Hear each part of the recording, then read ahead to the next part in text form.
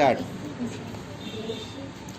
उपाध्यक्ष महोदय, इस सदन के सामने विदेश मंत्री जी ने जो यह संविधान संशोधन विधेयक प्रस्तुत किया है, मैं उसका समर्थन करता हूं।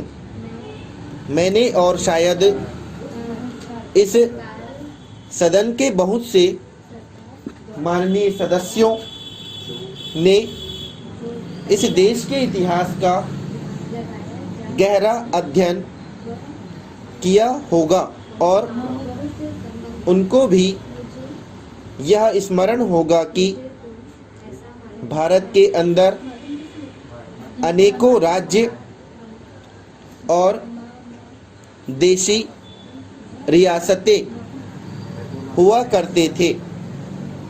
हमें स्मरण है कि उन्हीं में से सिक्किम भी एक है, जो हमारे देश का उसी प्रकार का राज्य है जैसे अन्य राज्य हैं। लेकिन इतिहास इस बात का साक्षी है कि जो हमारे देश का एक अंग था, जिसकी लगभग 1 लाख जनता ने हमारे साथ मिलने की इच्छा प्रकट की थी, उसको पिछले 27 सालों में उन मौलिक अधिकारों का प्रयोग करने का अवसर नहीं मिला, जिनका अधिकार उनको 1947 के बाद और विशेष रूप से 1952 के बाद, जब हमारा देश गणराज्य बना था, मिलना चाहिए था।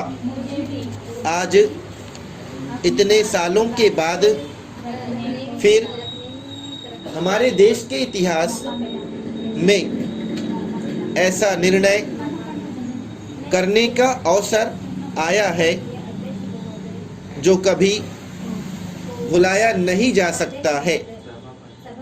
महोदय, मुझे इस बात की प्रसन्नता है कि सिक्किम की जनता, जो पिछले कई सालों से अपने अधिकार से वंचित रही, उसके लिए आंदोलन करती रही और भारत के साथ, भारत की जनता के साथ अपने को मिलाने की चेष्टा करती रही।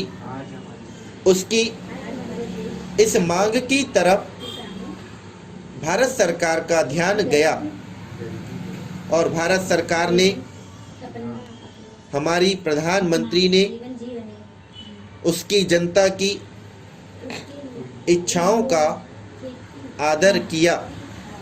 मैं इसके लिए उन्हें बधाई देता हूं। मैं यह मानता हूं कि हम इस संबंध में आवश्यक निर्णय अवश्य करें। मैं यह भी मानता हूं कि आरंभ से ही इस संबंध में कुछ भूल हुई है और अब उसका सुधार हो रहा है।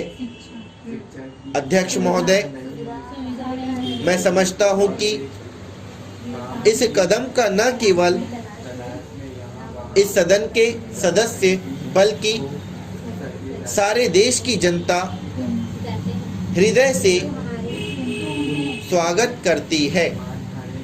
मान्यवर, मैं निवेदन करना चाहता हूं कि सिक्किम राज्य की जनता की इच्छाओं का मान रखने के बाद हमारे देश के ऊपर एक बहुत बड़ा उत्तरदायित्व आ गया है। हमने पिछले 25 वर्षों में इस देश के विकास के लिए जितनी योजनाएं बनाई, चाहे वे शिक्षा के क्षेत्र में हो या उद्योग धंधों को बढ़ाने और रोजगार देने के संबंध में हो, उनसे हमारे देश की जनता तो लाभ उठा सकी, लेकिन सिक्किम राज्य की जनता उनसे वंचित रही। अब वह समय आ गया है जब हम अपनी योजनाएं बनाते समय सिक्किम का विशेष ध्यान रखें। स्टॉप।